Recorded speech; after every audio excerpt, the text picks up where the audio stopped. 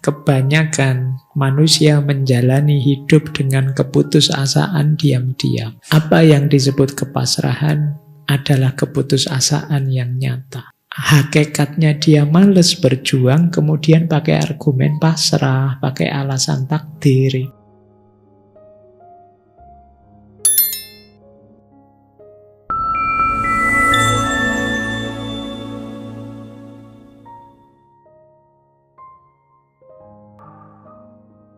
Assalamualaikum warahmatullahi wabarakatuh. Bismillah, mari kita lanjutkan lagi belajar kita. Baik, kita lanjutkan. Itu tadi yang pertama. Jadi kunci pertama transendentalisme adalah intuisi. Kita lanjutkan ya. Yang kedua, ini juga unik. Jadi titik tekannya transendentalisme ada pada individualisme dan kebebasan pribadi. Kalian harus jadi manusia yang otentik versi dirimu sendiri. Bahkan nanti di pikirannya Thoreau, setiap orang itu dengan intuisinya bisa langsung mengakses kebenaran apapun, termasuk kebenaran spiritual dan kebenaran moral. Tanpa harus kalian belajar keluar. Jadi sederhananya begini. Dengan hati nuranimu, suara hatimu saja, kamu tahu kok mana baik, mana buruk. Itu yang dia maksud kebenaran moral tadi. Kebenaran spiritual juga begitu. Kalau hatimu jernih, pikiranmu jernih, kamu tahu kok bahwa alam semesta ini tidak sekedar yang kelihatan. Pasti ada daya, ada kekuatan di balik yang kelihatan. Jadi ini menunjukkan bahwa diri kita sebagai individu itu sebenarnya sudah powerful, sudah luar biasa untuk menemukan kebenaran. Bahkan tanpa bantuan eksternal. Tanpa harus kalian diberitahu atau diberi buku apa. Kalian tahu kok kalau bohong itu jelek. Kalian tahu kok mengkhianati orang itu jahat. Kalian tidak bisa alasan, Pak, sejak kecil tidak ada yang ngasih tahu saya, Pak, bahwa bohong itu salah. Jadi ya saya bohong terus ya. Seandainya tidak ada yang ngasih tahu pun, harusnya hati nuranimu dan intuisimu tahu bahwa itu tidak boleh, itu tidak seharusnya.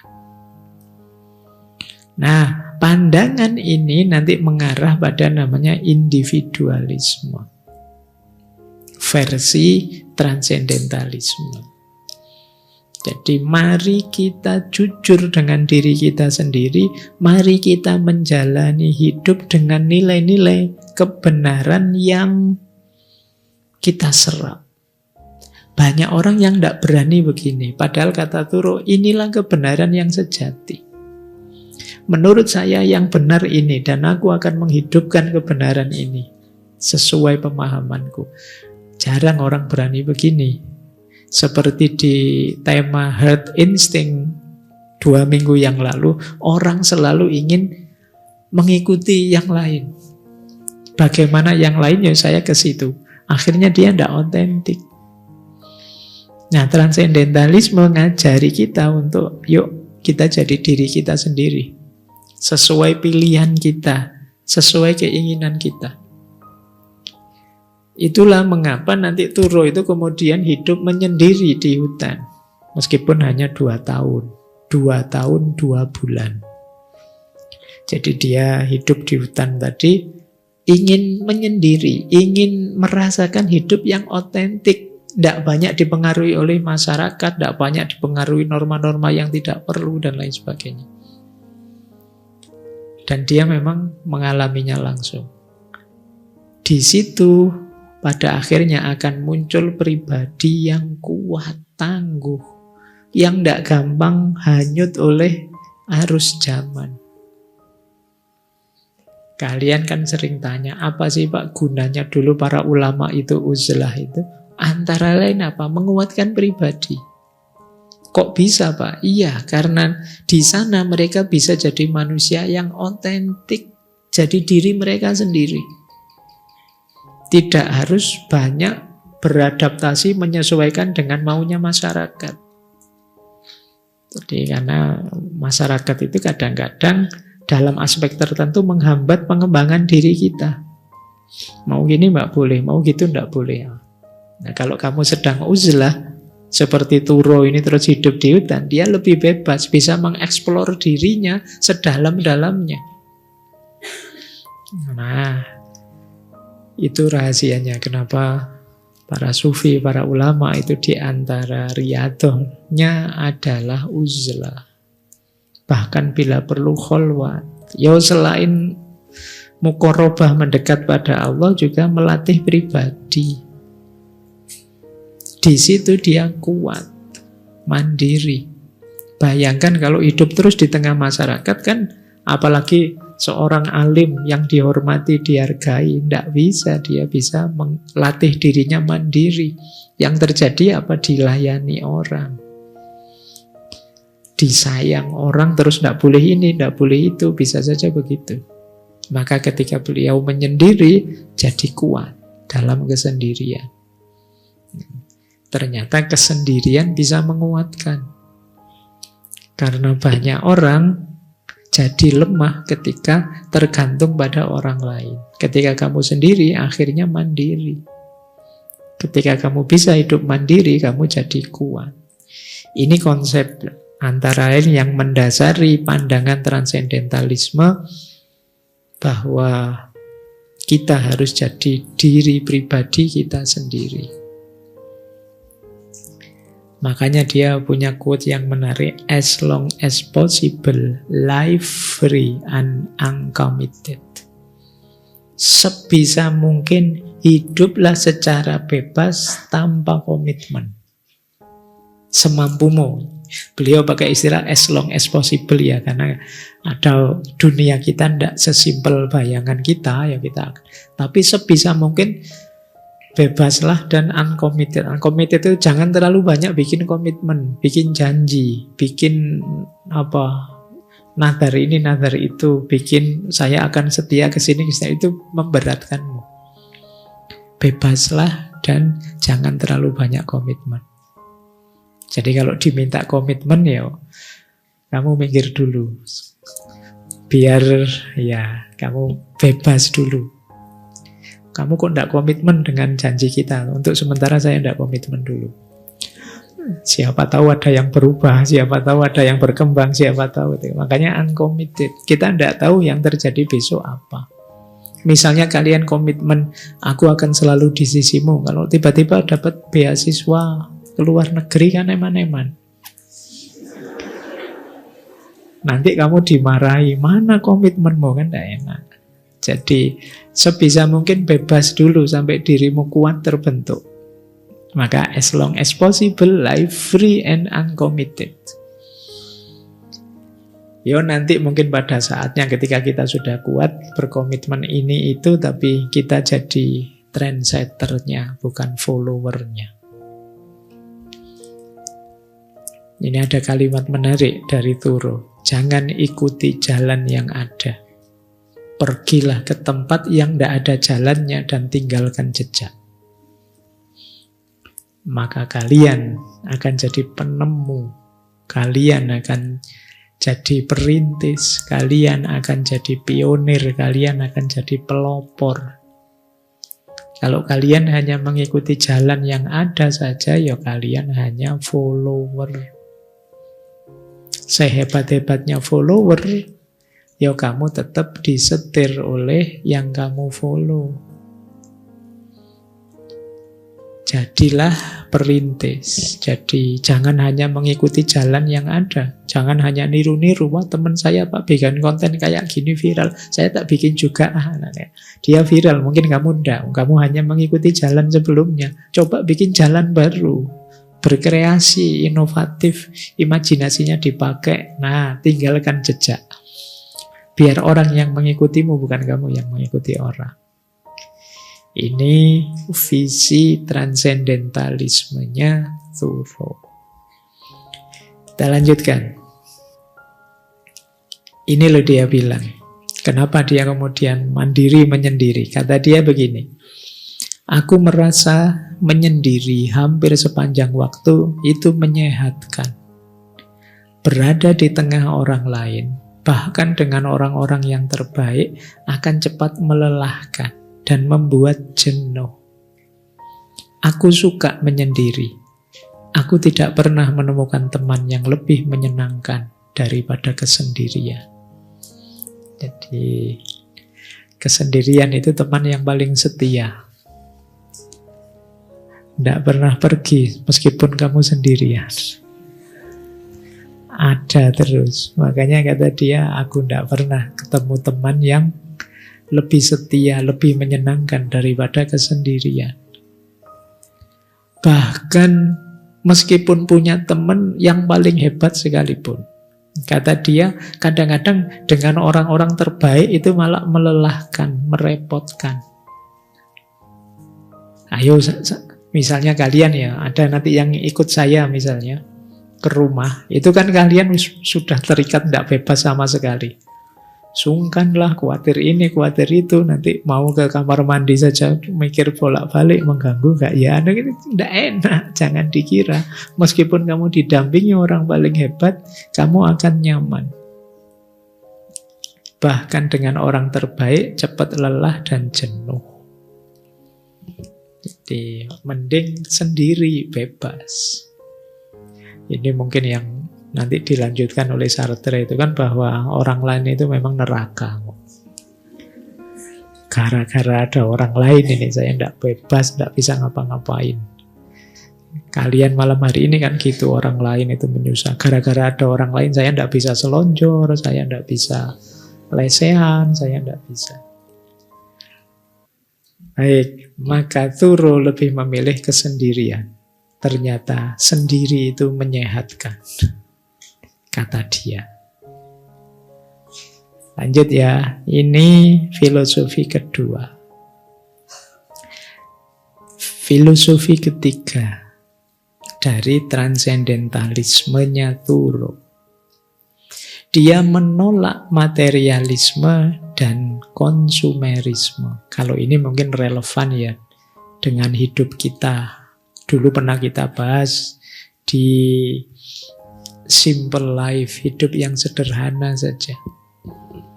Jadi dia mengkritik masyarakat hari ini fokusnya hanya kekayaan materi dan konsumsi.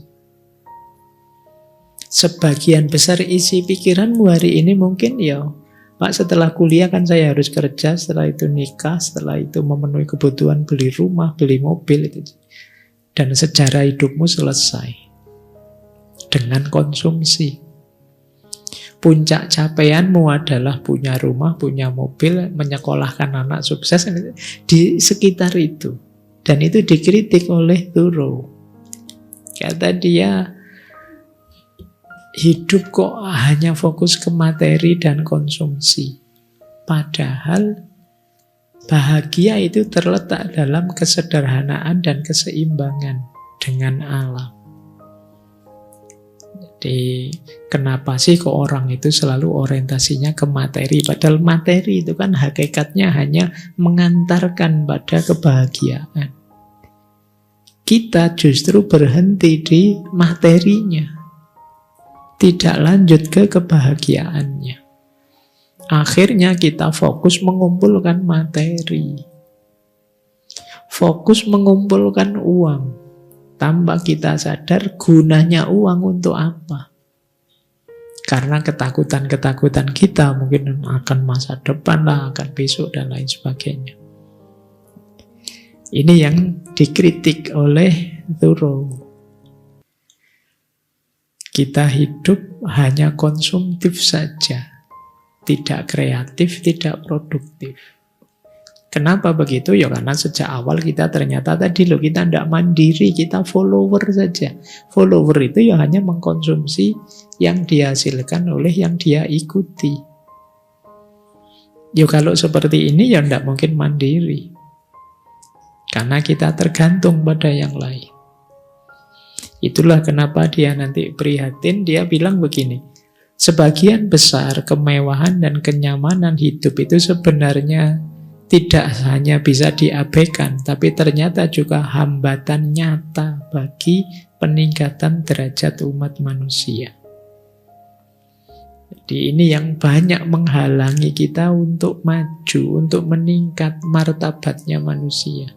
Karena manusia apalagi hari ini hanya berhenti di materi. Iya, materi itu penting dalam hidup, tapi jangan berhenti di situ. Hidup kita luas, hidup kita kompleks. Tidak sekedar kenikmatan panca indera yang harus kita kejar. Kita mungkin perlu kenikmatan hati, kenikmatan pikiran, kenikmatan spiritual. Yang itu bisa diantarkan oleh materi, tapi tidak bisa hanya materi saja. Itulah kenapa istilahnya transendentalisme. Jadi melampaui pengalaman konkret, pengalaman nyata yang biasa.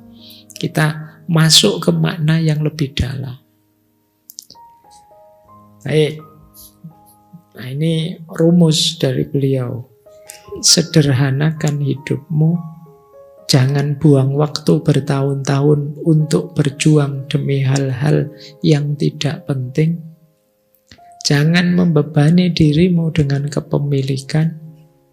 Tetapkan kebutuhan dan keinginanmu tetap sederhana dan nikmati apa yang engkau miliki. Jangan hancurkan kedamaian pikiranmu dengan menoleh ke belakang, mengkhawatirkan masa lalu. Jalani hidup di masa sekarang. Sederhana saja. Nah, jadi ayo hidup sederhana saja. Jangan berlebihan juga jangan kurang. Jangan dikira sederhana itu berkekurangan. Orang Jawa menyebutnya sakmadyo. Secukupnya saja. Kalau 1 gelas cukup, kenapa sih 2 gelas? Nah, itu namanya tidak sakmadyo. Ayo sakmadyo. Kalau baju 5 cukup, kenapa baju kita kok 10, 20? Ini namanya tidak sakmadyo. Biasanya berlebihan itu menyusahkan, kurang juga menyusahkan. Makanya di banyak teori etik disebut bahagia itu ada di pas saja. Tidak kurang, tidak lebih.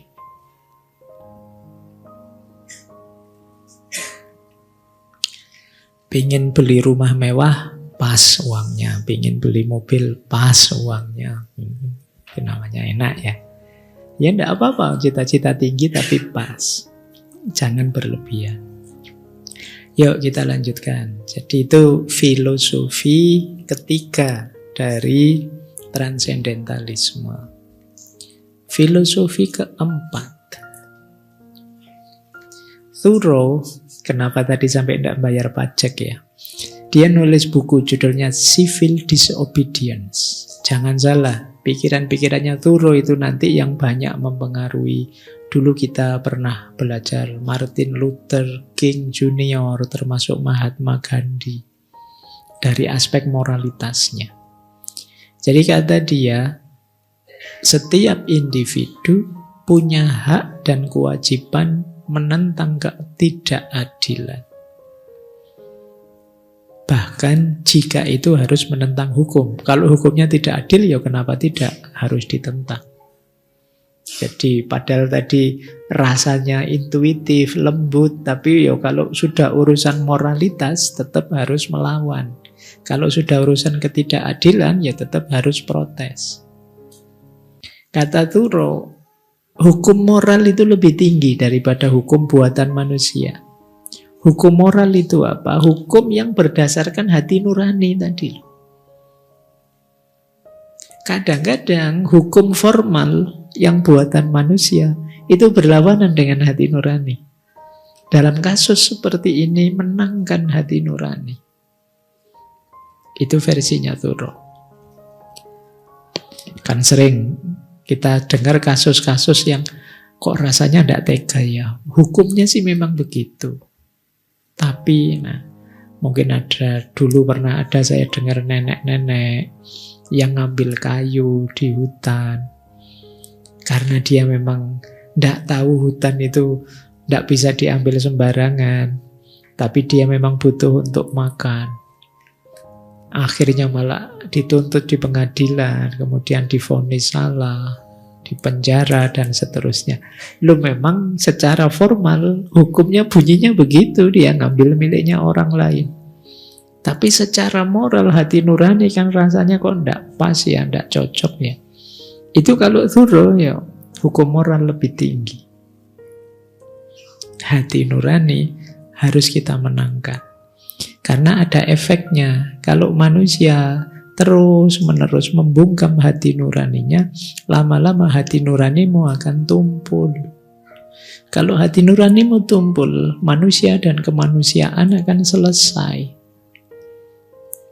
Karena kemanusiaan kita itu dasarnya hati nurani. Bahkan akal saja, kalau urusan kemanusiaan kadang harus kita tepikan dulu. Kalau ada temenmu misalnya, akhir bulan datang padamu, Mas, mbok aku pinjam uangnya 100 saja. Aku habis sama sekali ini. Lupa kemarin saya belanja kalap aku. Misalnya. Harusnya top up-nya berapa, tak masukkan semua. Duit gunte akhirnya ini. Bulannya masih awal, ini baru tanggal 2. Wah, aku pinjam lah buat makan. Itu kalau pakai akalmu, mesti akalmu akan bilang, enak aja pinjam-pinjam, siapa kamu? Bukan saudara, bukan anak, pacar juga bukan misalnya. Kemudian salahmu sendiri, uangmu kamu habis-habiskan, kok malah aku yang sekarang. Secara rasional begitu memang jawabannya. Tapi kalau majumu tidak pakai akal, pakai hati nurani, jawabannya bisa beda. Jadi itu gunanya suara hati atau hukum moral tadi dalam transendentalisme.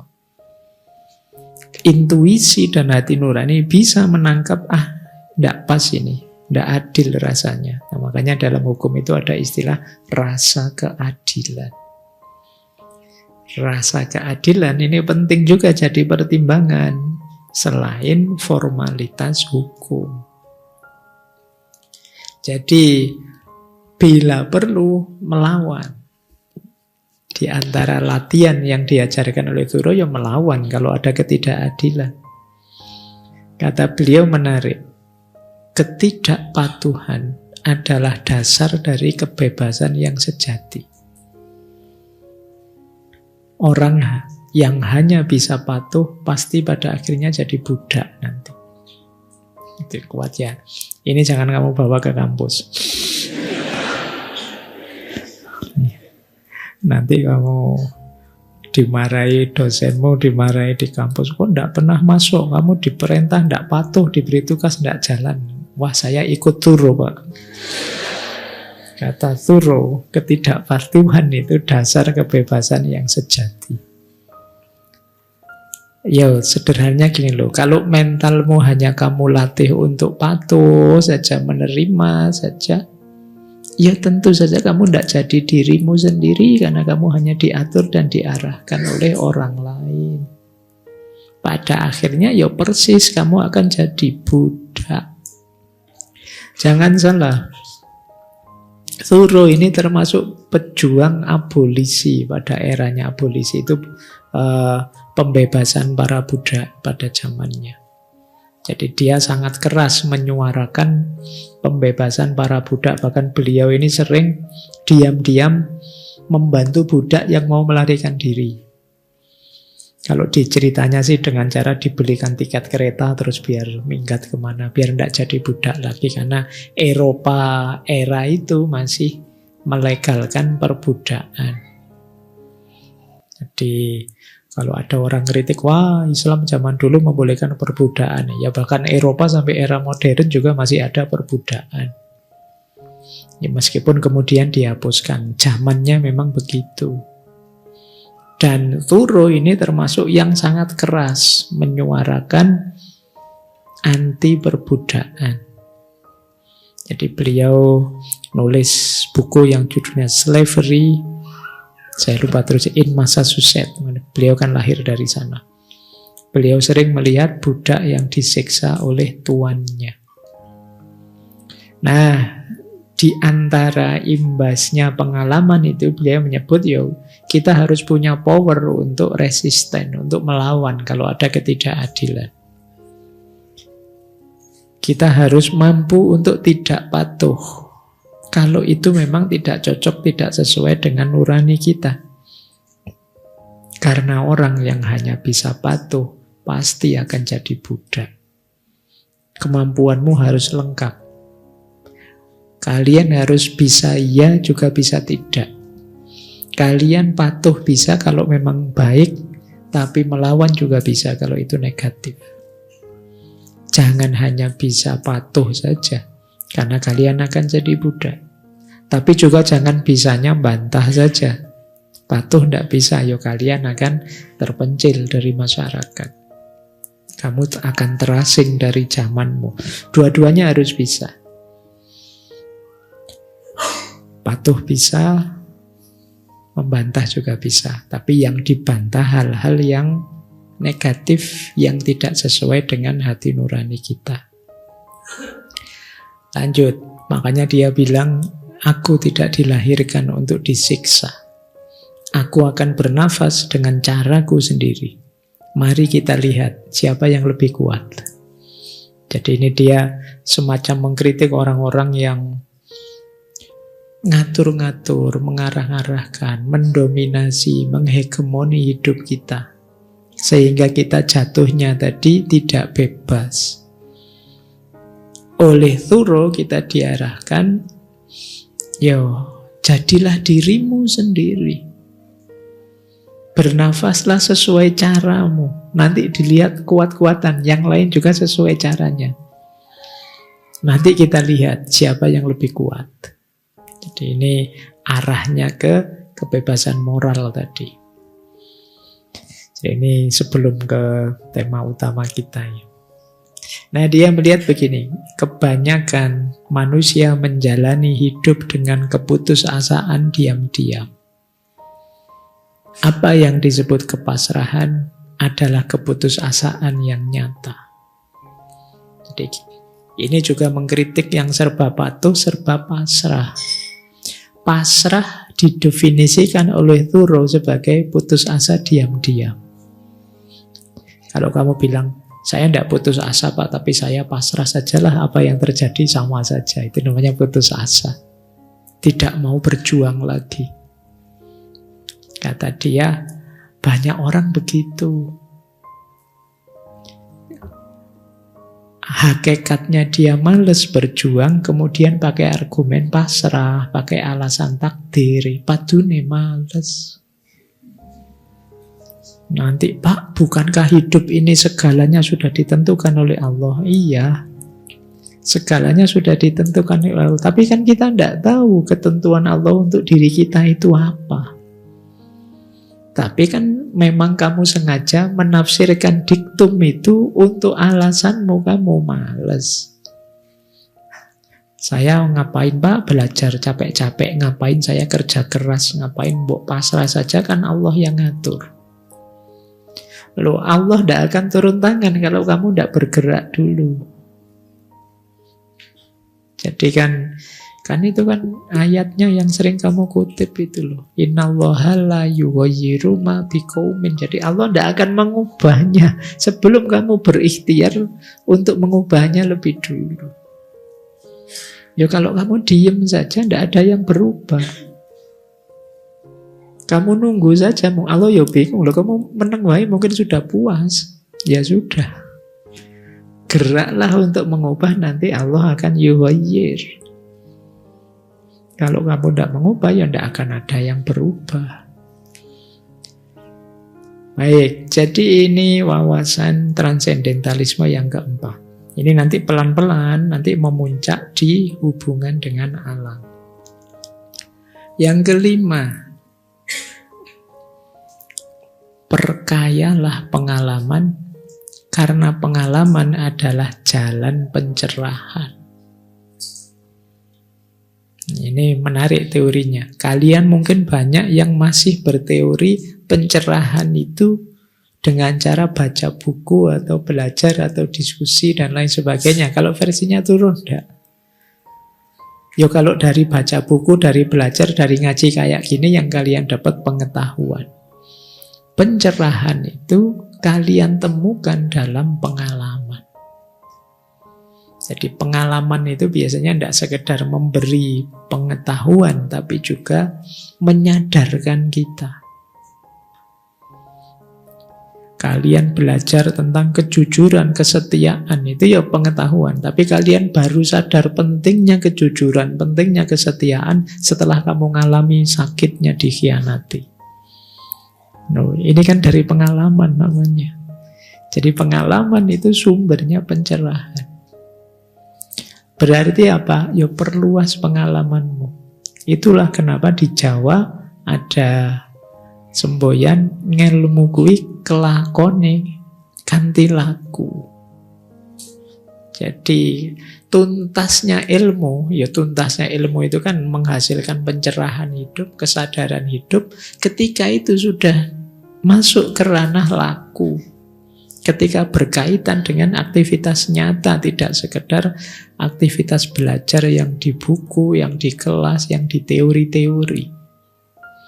Jadi pengalaman pribadi adalah kunci untuk kita mendapatkan pencerahan. Kalau Turo ya dia berefleksi sendiri, mengamati alam, ini bagi dia pengalaman yang luar biasa. Akan memberi wawasan spiritual yang mendalam.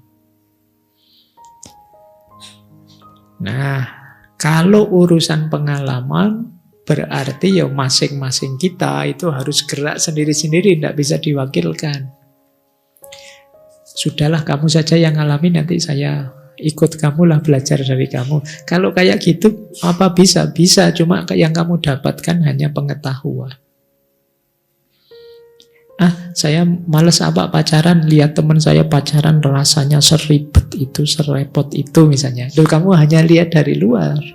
Kalau pengen tahu ribetnya kayak gimana, ya kamu alami sendiri, nanti ngerti. Kalau melihat dari luar, enggak. Kan banyak itu yang beberapa kali saya baca, ada orang-orang yang enggak mau punya anak, repot. Rasanya kok enggak nyaman sama sekali diganggu anak-anak misalnya. Loh, karena dia hanya lihat dari luar. Padahal ibu-ibu yang punya anak itu senangnya luar biasa, bahagianya luar biasa, bangganya luar biasa dengan anak-anaknya. Dia tahu itu apa? Karena ngalami langsung. Kalian hanya menyimpulkan repotnya karena melihat dari luar. Sehingga kamu tidak tercerahkan. Kalau ingin tercerahkan, alami. Bahkan sekarang kan banyak itu yang tidak mau nikah kan. Saya tidak akan menikah. Itu dimarahi Nabi itu kan, nikah itu sunnahku, kamu tidak mau. Alasannya itu tadi, repot lah, khawatir pasangannya nanti tersakiti lah, khawatir macam-macam alasannya. Itu karena kamu melihatnya dari luar. Coba ngalami langsung. Mungkin pengalamanmu lebih, ternyata lebih ngeri Pak setelah ngalami. Ya, tidak harus begitu, pengalaman bisa beda-beda. Paling tidak kalau pakai teorinya Socrates kan apapun yang terjadi menikah saja. Kalau kamu dapat pasangan yang baik, alhamdulillah hidup bahagia. Kalau dapat pasangan yang jelek, kamu jadi filosof. Kenapa kamu jadi filosof? Ya tiap hari kamu mikir, ya Allah ada orang kayak gini ya, ada orang. Wawasanmu tambah luas sekarang. Baik.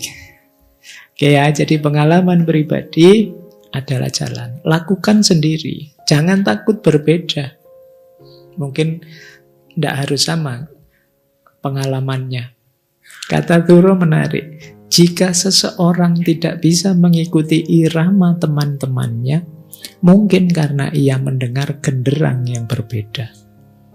Biarkan dia melangkah, mengikuti alunan musik yang didengarnya betapapun jauh jaraknya. Kalian tidak usah takut berbeda, juga tidak usah heran kalau lihat orang punya gaya hidup berbeda. Kata Turo, mungkin dia mendengar genderang yang berbeda, sehingga dia ingin mengalami hal yang berbeda.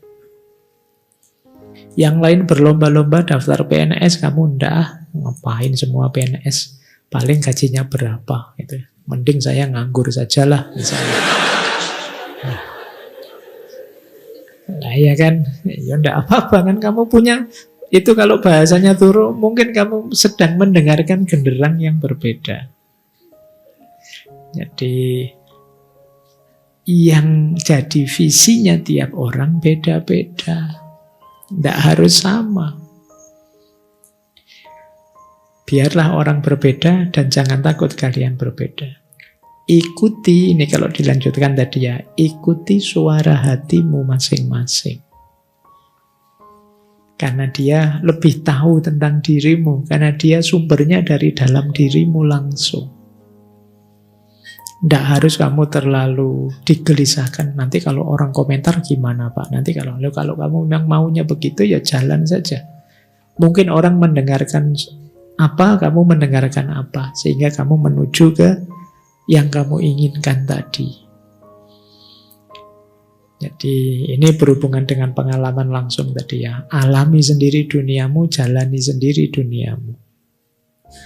Lanjut.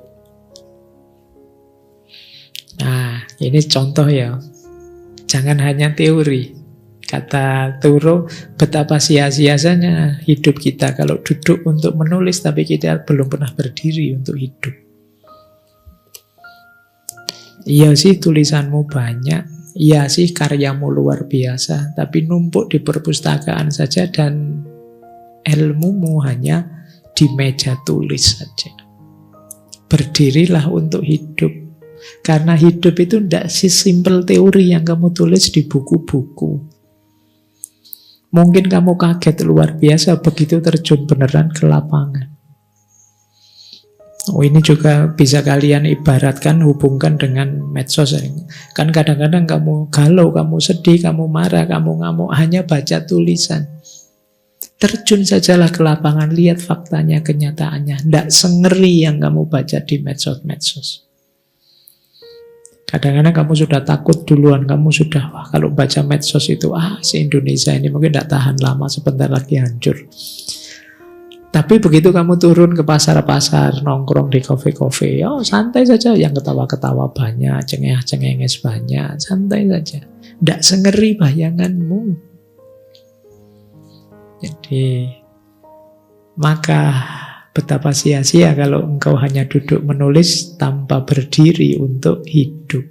Berdirilah, terjunlah ke lapangan, lihat kenyataan langsung. Di situ kalian akan tercerahkan. Jadi itu pengalaman dan pencerahan. Disitulah nanti dia bilang, aku pergi ke hutan karena ingin menjalani hidup dengan penuh kesadaran, menghadapi fakta-fakta penting dalam kehidupan, dan mencari tahu apakah saya bisa mempelajari apa yang diajarkan kehidupan. Dan jangan sampai saat akan mati nanti baru menyadari bahwa aku belum hidup ternyata. Hiduplah sekarang. Terjun ke gelanggang, ke lapangan, nikmati hidupmu. Rayakan masalah demi masalah yang kamu hadapi, karena disitulah kamu tambah kuat, tambah tercerahkan. Tentu saja ada banyak masalah, tentu saja ada banyak tantangan. Hadapi itu, maka kalian akan jadi orang hebat. Ini kunci dari transendentalisme.